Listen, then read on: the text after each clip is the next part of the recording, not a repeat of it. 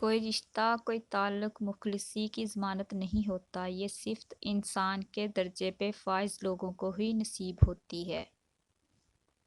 جو اللہ نے دیا اس پہ راضی ہو جاؤ، اللہ تم سے راضی ہو جائے گا۔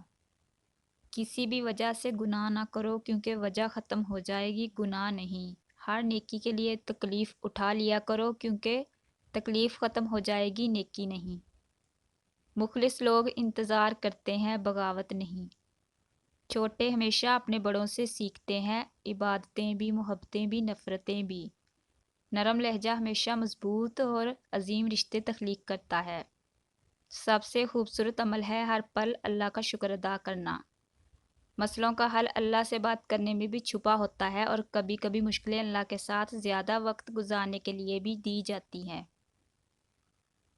وہ خیالات جو تمہیں کمزور کر دیں، انہیں سوچنا چھوڑ دو۔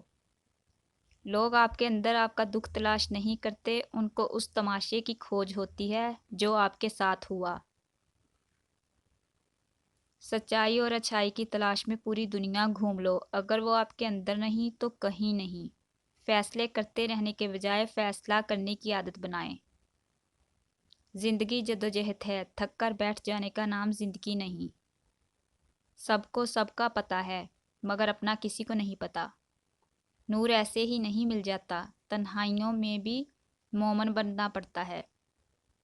حضرت جلال الدین رومی فرماتے ہیں، زندگی کو امانت کی طرح گزارو، ایک نہ ایک دن یہ اپنے مالک کو واپس کرنی ہے۔ اچھی بات کو غور سے سنو، کہنے والا خواہ کوئی بھی ہو۔ محبتیں عمل سے نظر آتی ہیں، باتوں سے تو دکاندار متاثر کرتے ہیں۔ کبھی کبھی انسان کو اپنے مخلص ہو کے چلنے پر بھی رونا آ جاتا ہے۔ پھر میں وہ کرتا گیا جو رب چاہتا ہے، پھر ہوتا وہ گیا جو میں چاہتا گیا۔